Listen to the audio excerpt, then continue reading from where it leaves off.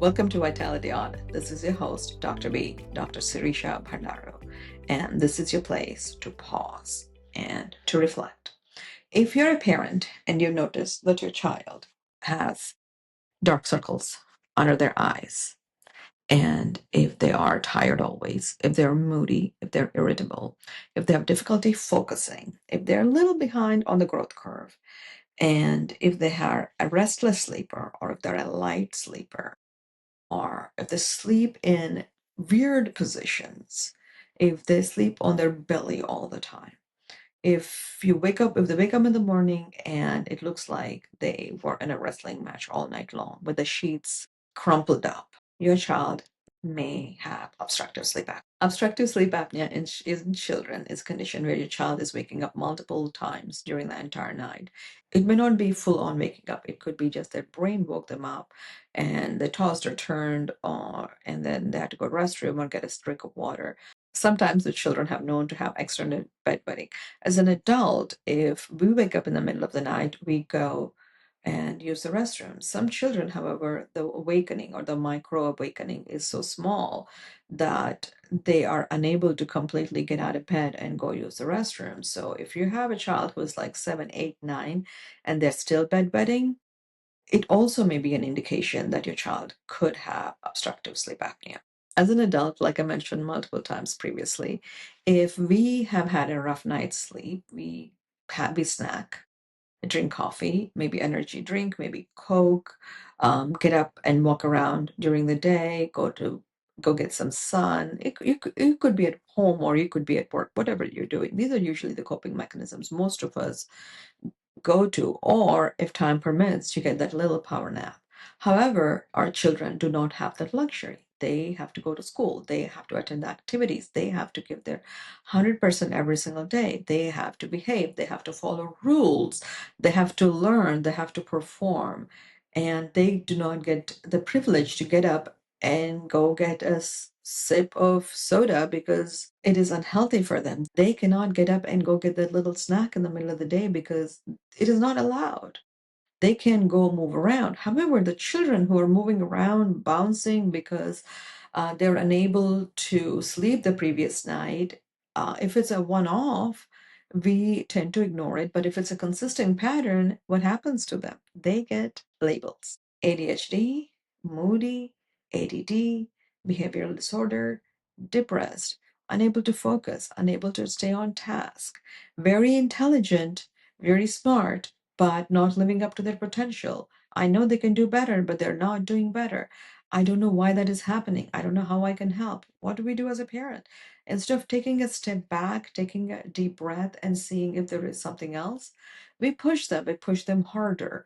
We put them in tutoring, we put them in coaching, we put extra burden on them. We get mad at them. We sit and work on their homework. We rarely do, most parents take a step back and see, is there anything else that I could be doing or that could help the child have a different quality of life? That is where this episode comes into play. If anything I said in this episode so far is ringing bells, connecting dots, or giving that aha moment for you, I want you to sit tight and pay attention for the rest of it. Before I get started, I want to you to listen to this video for about 20 seconds. I'm going to be super quiet and I want you to be quiet. I will be super quiet. I want you to be quiet too. I want you to pay attention. I think it's about 20, 25 seconds long.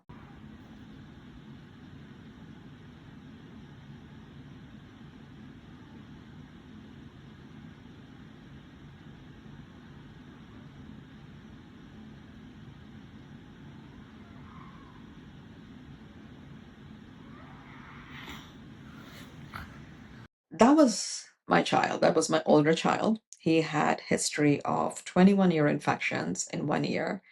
There are 20, just to put it in perspective, there are 12 months in a year. So he had 21 ear infections. And then he was on a course of antibiotic for 10 days for that every time he had an episode. So essentially, he was on antibiotics for the entire year.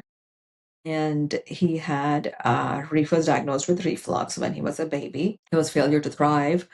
He would throw up every time he would eat, and I would have to keep him sitting down for like an hour, hour and a half after he ate, or he would go throw up.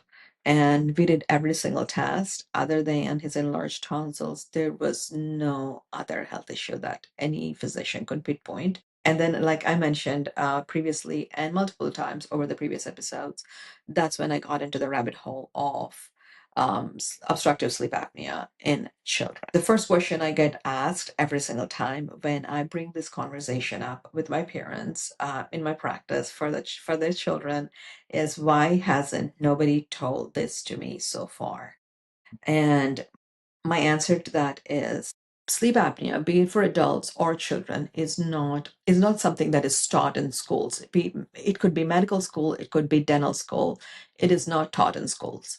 Most practitioners, other than your sleep MDs, most of us who have gotten into treating and helping patients who struggle with obstructive sleep apnea have gotten in this field because of a personal experience or a professional experience that pushed them to seek knowledge. It takes decades of learning because it's a rather fairly new field. There's always new research that's coming up.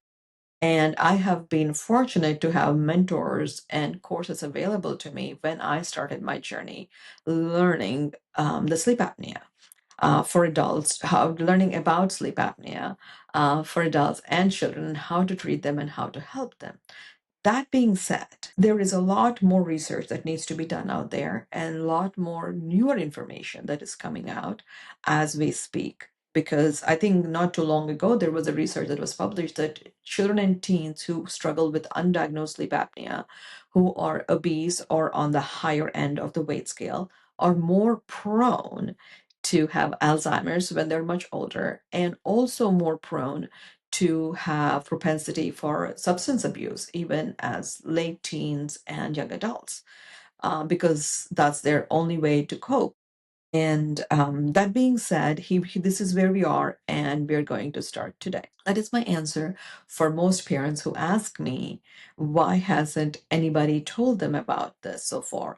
And another thing that I've noticed is a lot of children who have speech issues, who stutter and have difficulty forming certain sounds, do have some sort of obstructive sleep apnea, because either they have enlarged tonsils, enlarged adenoids, or a combination of both, or they have a tongue tie, which is making them sleep open mouth, snoring during the night. And if your child, however, I know it's a little distraction from the topic today. If your child, however, has speech issues, it would be prudent to see if they have a tongue tie. Getting back on track, how early is too early to start the process of diagnosing sleep apnea?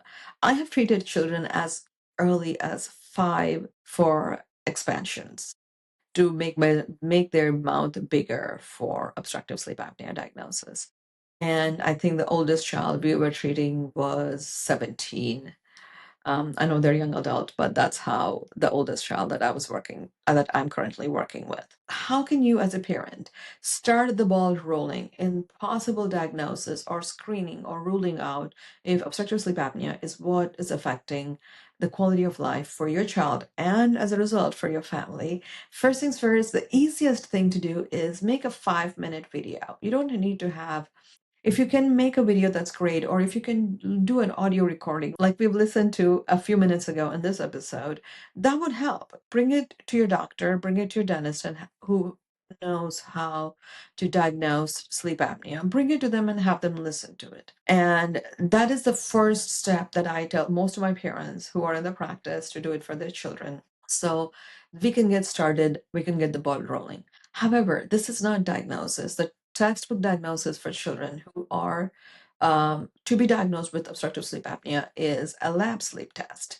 not the home sleep test, a lab sleep test. Everything else is a screening tool. So some ENTs and some pediatricians and some dentists do have connections with hospitals that they can send you to get this test started.